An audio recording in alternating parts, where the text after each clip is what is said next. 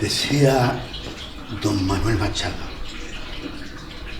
no canto para que me escuchen ni para lucir mi voz, canto para que no se junten la pena con el dolor.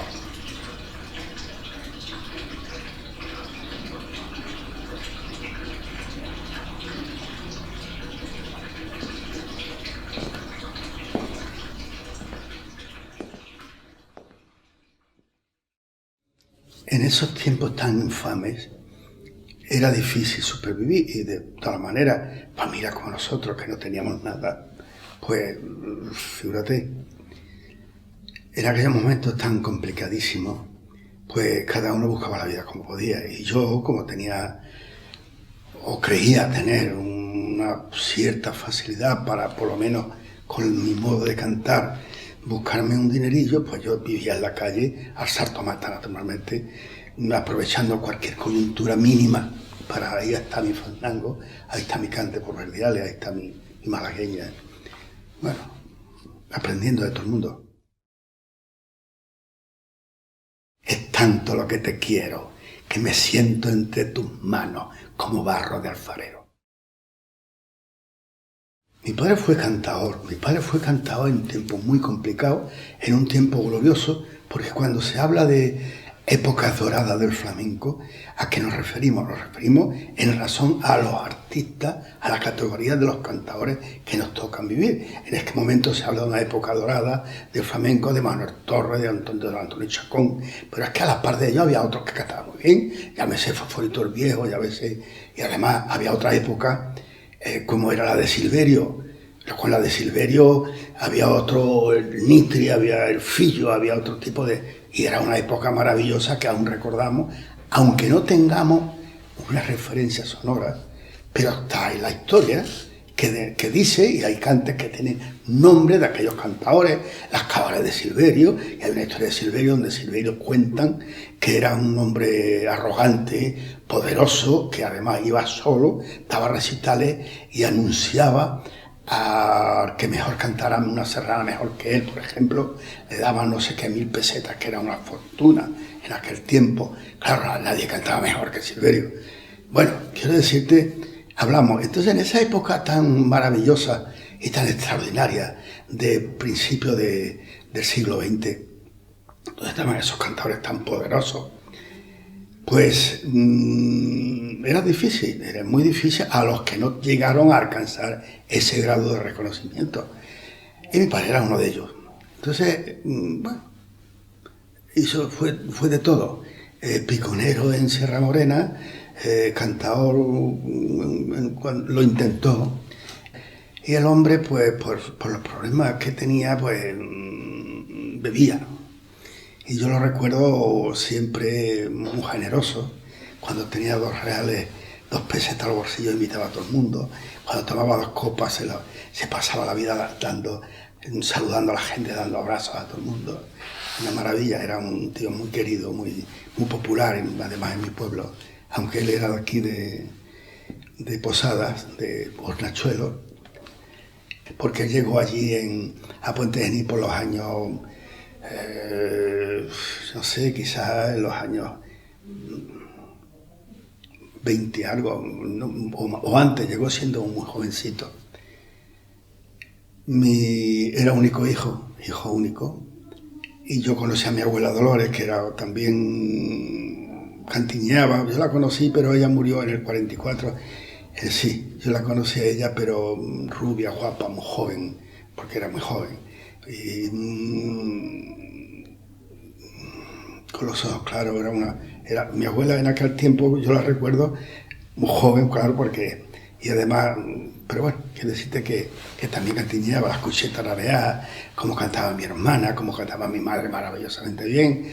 A mí me cantaba mi madre una nana, cuando a ella le cogía, y es curioso porque con el rodar del tiempo, una vez el maestro Don Alonso, un director de orquesta que estuvo de director en la banda de música de Málaga, me llamó porque quería que yo participara en una partitura por Navidades, donde era que se llama La Tempranica, que es del músico Jerónimo Jiménez, sevillano del siglo XIX. Entre ellos hay una solea, hay un tango, y él quería que yo cantara una nana de ese tiempo de Jerónimo Jiménez, o recopilada recogida por él. Él era violinista, como sabéis, pero él tocaba el piano maravillosamente. Cuando me llamó, allí dentro, en un piano del Teatro Cervantes, mira, yo quiero que me cantes esto, Antonio. Y me tocó, luego la canté con la gran orquesta, eso en algún sitio tiene que estar, con la banda en el escenario en una Navidad de no me acuerdo cuándo, 12 o 14 años, quizás ahora de todo esto, o menos. Y cuando me tarareó la nana y yo les continué, se quedó asombrado. ¿Tú cómo lo sabes? Hombre, lo sé. Es que coincidía con la que ya conocía yo, que me había cantado mi madre.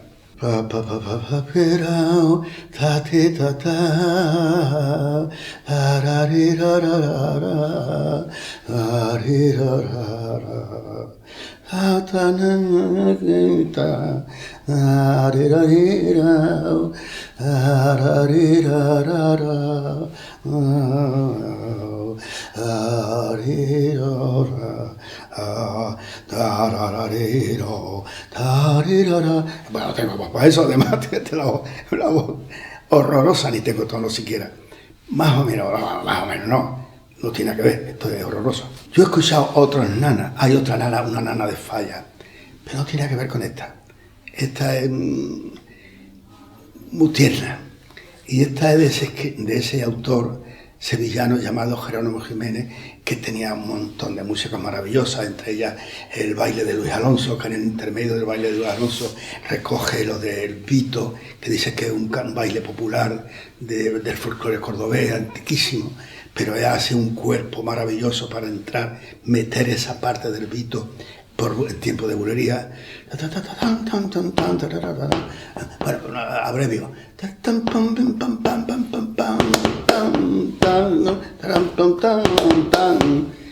Y eso se le debe a ese músico que estamos hablando, Jerónimo Jiménez, el que recopiló también, como el maestro Turina, en su tiempo, un montón de cantes flamencos, porque a través de la música se llega antes, porque naturalmente, como históricamente los flamencos hemos sido analfabetos, no hemos sido capaces de hacer crónica de lo que pasaba en nuestro entorno, de los hechos.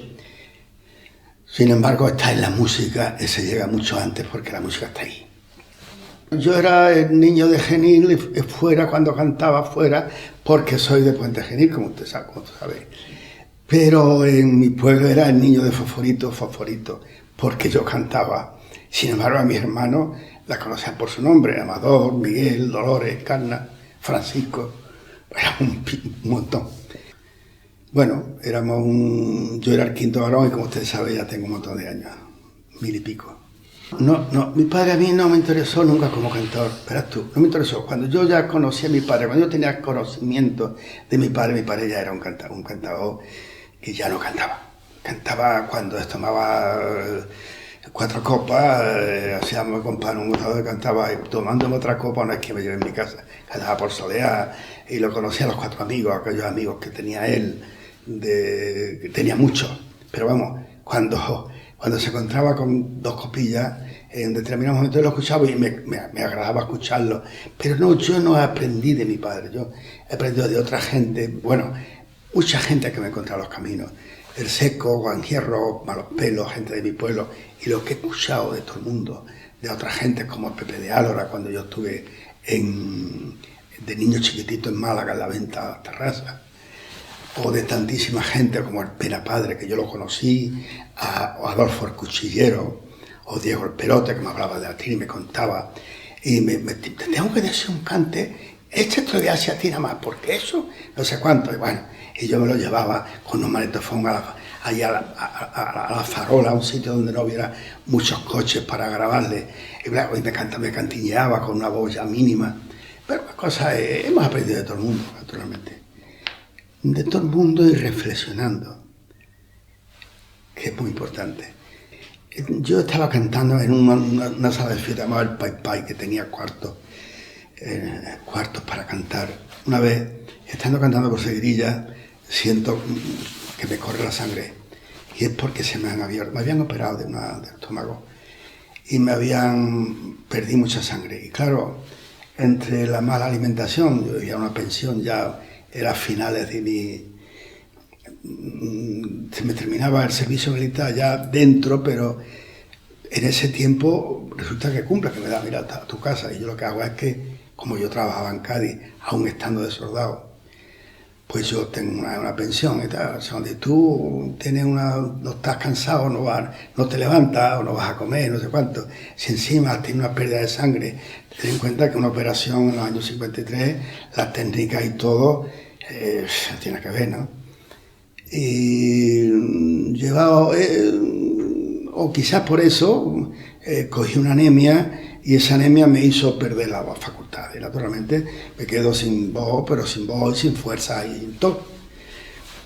Yo era de una constitución más bien endeblita. Y bueno, entonces es cuando yo ya no sé dónde ir, dónde vas a ir, a tu casa. A tu casa, lo poco que tengas, tu madre es tu madre. Tienes los brazos abiertos. Entonces es cuando yo empiezo allí, cuando aquel ayuntamiento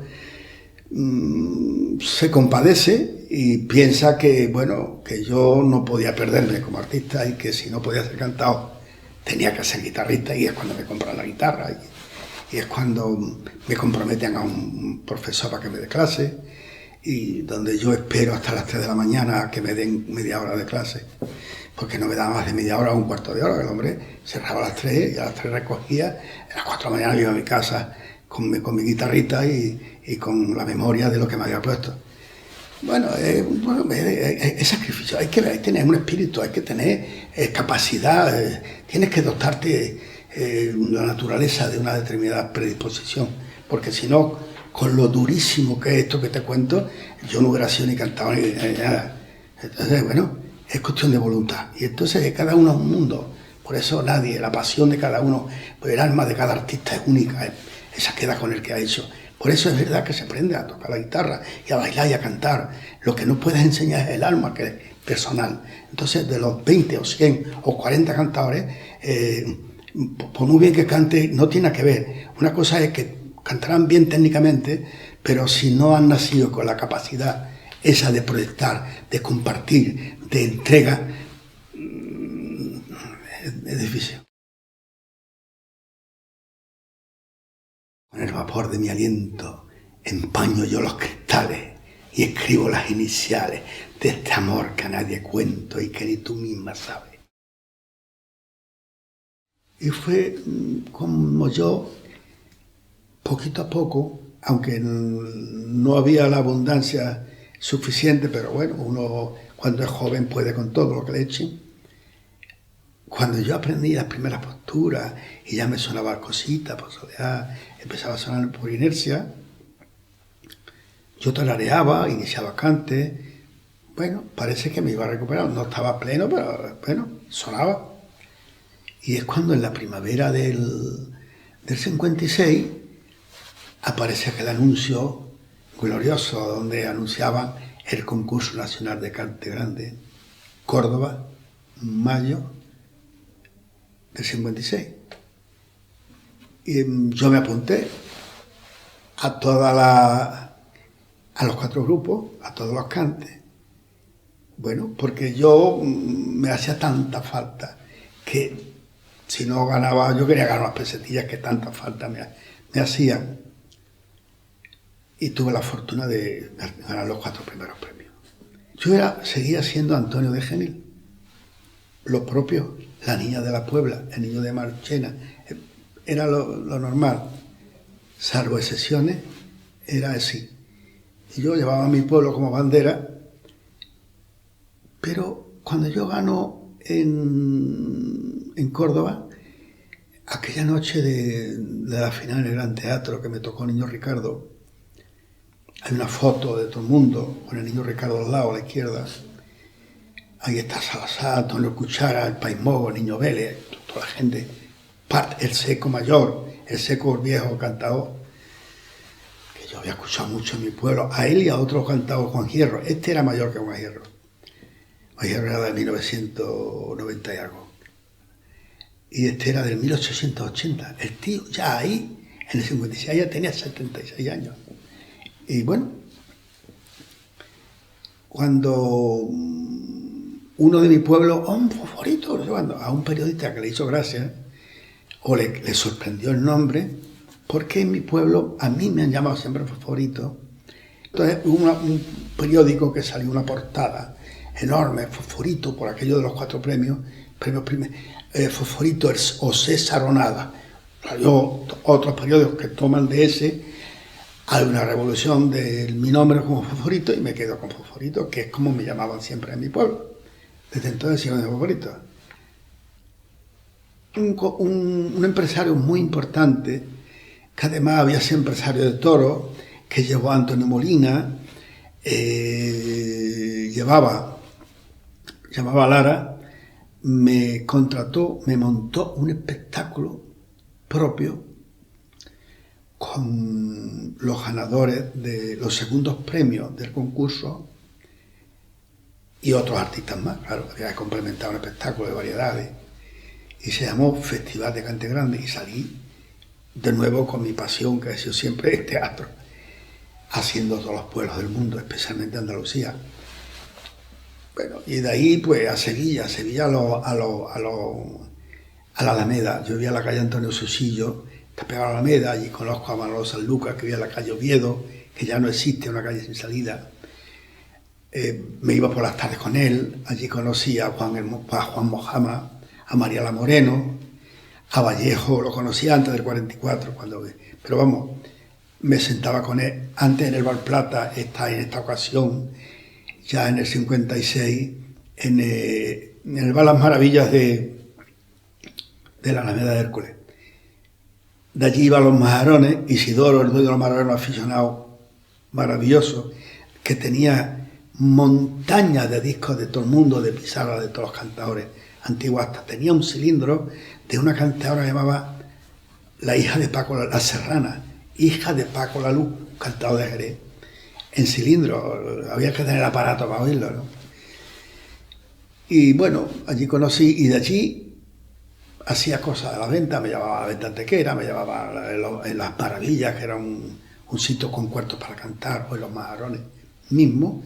Allí conocí al Perrate, a tantísimos cantadores buenísimos, y a mucha gente que se me olvida. Yo le cantaba a una bailadora mística que está en la historia que era la Malena. Yo le cantaba a la Malena por allí en un restaurante que también tenía cuartos para cantar, en la calle de San Nazareno, pegado a la Academia del Realito, en la Casa Bautista. Yo le cantaba a la Malena, que tenía un kiosco en la Alameda.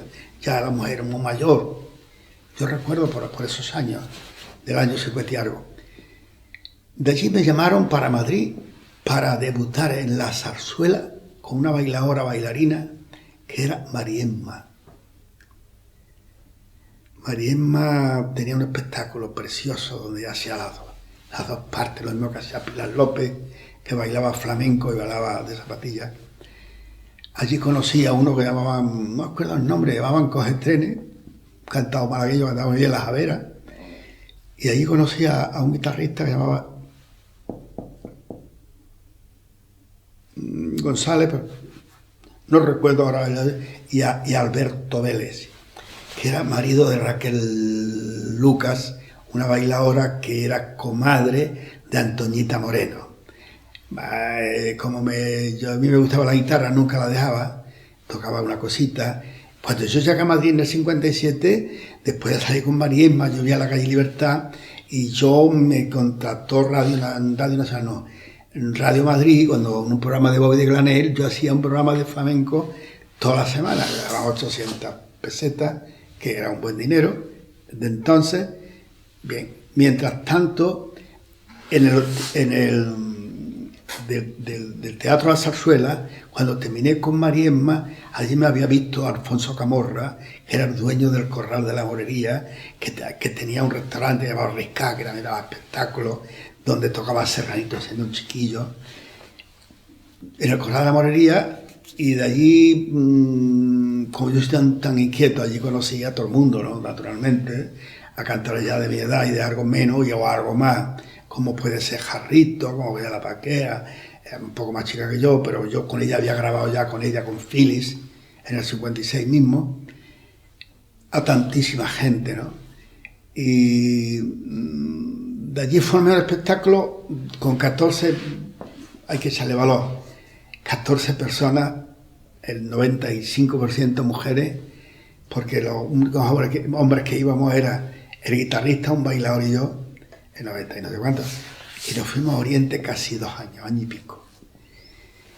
Y volvimos, se fueron quedando, una niña que se casa con uno en el de dónde, se va porque no sé qué, otra que se quiere quedar. Yo ya llegó un momento en que me vine, en el 60, me fui a París, a un amigo que yo tenía, que era Capuletti, un pintor. Llegué a Marsella en barco, desde Alejandría a Marsella, y de allí cogí un tren, me fui a París, llamé a este amigo mío.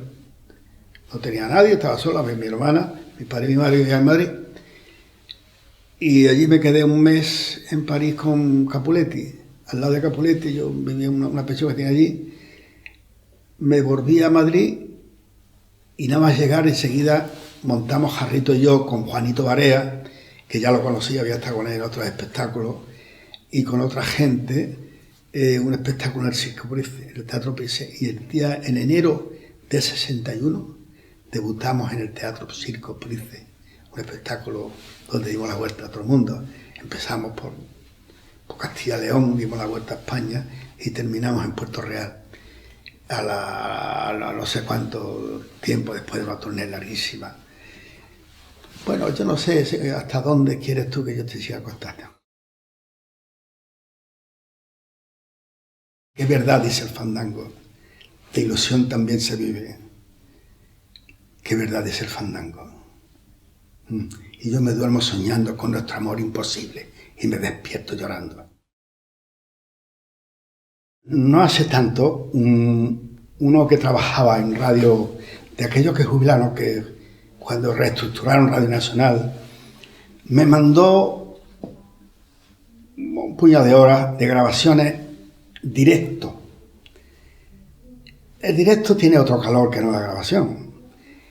Entonces hay cosas de los 70, porque don Arcadio Larrea iba con unos aparatos de Radio Nacional, iba con su coche oficial, colocaba los aparatos, a lo mejor los micrófonos, a lo mejor los que había allí de la casa, los que salían fuera, con los que cantábamos, eran infames, pero los de ellos eran buenísimos y se llevaron a las grabaciones extraordinarias.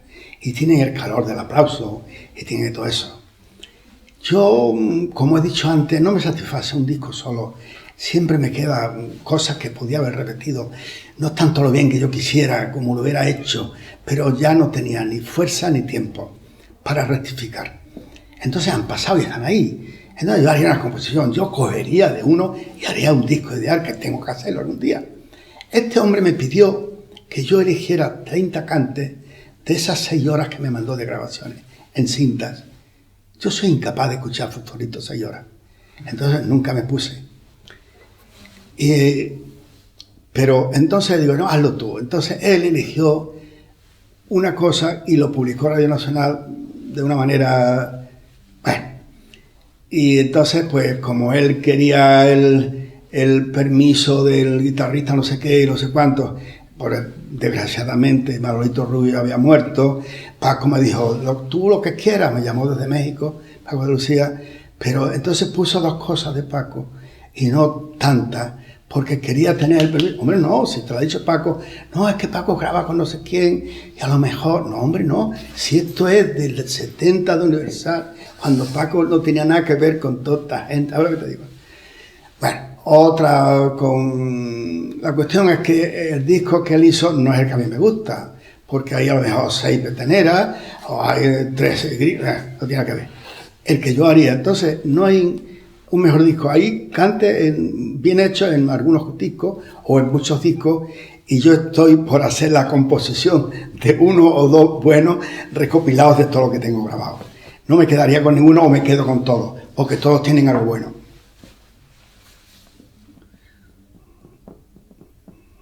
Pero cuidado, que hay cosas en directo que están mejor que muchas cosas de estudio. Si yo tuviera dinero, flamenca, te compraría a pedacitos el cielo. Pero vamos, me gusta la música, claro que sí, hay muchas cosas muy bonitas. Me gusta, soy una persona sensible a la música. Yo he estado en Japón, y en Japón me han llevado a casas particulares, a casas de señores donde la familia, todos, tocaban uno tocaba el violín, o tocaba el piano, o tocaba la guitarra, o tocaba un instrumento musical. Y es una maravilla. Y les encanta el flamenco, claro, como una cosa más. A mí me encanta la música clásica, a mí me gusta, a mí me emociona.